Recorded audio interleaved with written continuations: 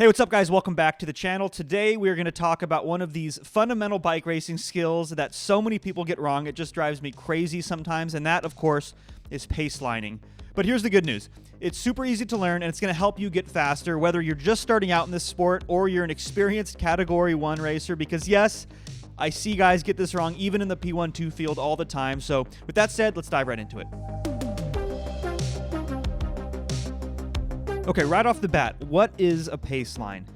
It is a formation. It's a group of riders rotating in a very specific way with the goal of riding as efficient as possible. So the most common place to find a paceline is in a breakaway, but you can also find pacelines at the front of a chasing peloton, for example, in a team time trial, certain track events, your local group ride, the list continues. The point is, it's a necessary skill to be a successful bike racer in almost every discipline. And real quick, there's actually two different types. In groups of 4 or less, single pacelines are preferred, and then double pacelines are reserved for groups greater than 4. Single pacelines, this is pretty self-explanatory. It's a single file line where when the first rider finishes their pole on the front, they rotate to get back into the draft at the back of the small group, and so on. So in this video, we're actually going to focus on the double paceline, because if you've mastered the double paceline, you've also mastered the single paceline. Okay, as we go through the how, I want you guys to stay focused on the underlying goal of a paceline, which is to stay in the draft for as long as possible. Because let's not forget, staying in the draft saves you something like 30%, maybe even 40% of your energy, depending on how fast you're going. So imagine adding 30% to your functional threshold power, your FTP. Yeah, that's how well a functioning paceline can be. That's how significant it is. So how do we do it? Well, we start by forming a single line of riders, like in a single paceline. But now, when the front rider pulls off, in this case, this is me, and I'm pulling off to the right, I've started forming the second line of riders, which will make up this double paceline. So I ease off the power just slightly, which allows the rider on my left to begin his pass. Once he clears my front wheel, I give him the courtesy clear. He moves to the right. He also eases off the power, and now I'm back in the draft.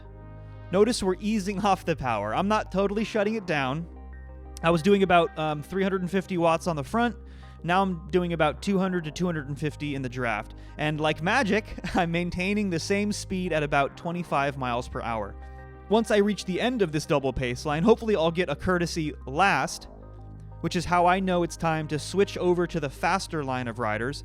And by the time I get to the front, I do this whole thing over again. Okay, but why clockwise? Well, in this case, there is a right to left crosswind, and you're always providing shelter to the faster line of riders. So in other words, the line of riders that's moving up is always on the downwind side. So when we get to the other side of the course, and there's a left to right crosswind, you see we switch directions. Now we're moving in a counterclockwise orientation. And this is the whole idea. At any given point, only 2 riders are very briefly exposed to the wind. The rest of the time, you're sheltered in the draft, conserving your energy, which means collectively, as a group, almost like a school of fish or a formation of geese or something, you can distribute that workload evenly and maintain a very high rate of speed at a very low cost in energy. So the most common mistake I see people make is not keeping the group tight. Pacelines work best when things are very close together, the draft is really good, and there's this rhythm going. If someone's feeling really good and they start to surge really hard on the front, or maybe somebody's just barely hanging on and they're just completely come off the power and they're off the back, this is when the paceline really starts to fall apart.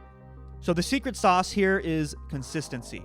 Consistency, right? I preach this all the time on my channel. Consistency is efficiency.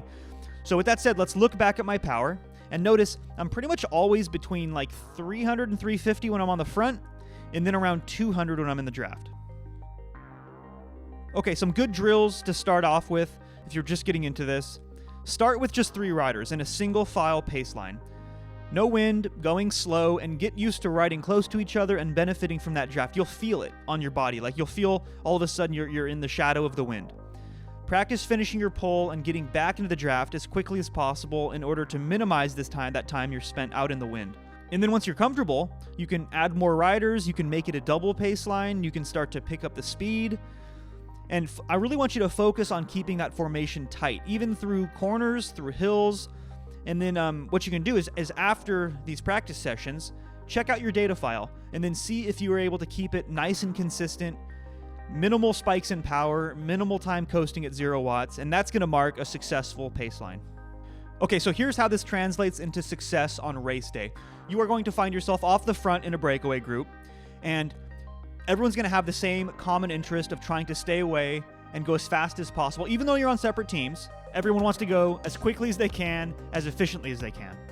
Ideally, get into this formation as quickly as possible. The faster you can do it, the more successfully you can do it, the better chances you are of maintaining a successful breakaway and winning your next race. So hopefully that covers everything. I kind of buzzed through it real quick, but if you guys have any questions, any additional comments, let's start a conversation down below in the comment section. And also let me know what you guys want for the next of this series of short videos, and I'll catch you guys in the next one.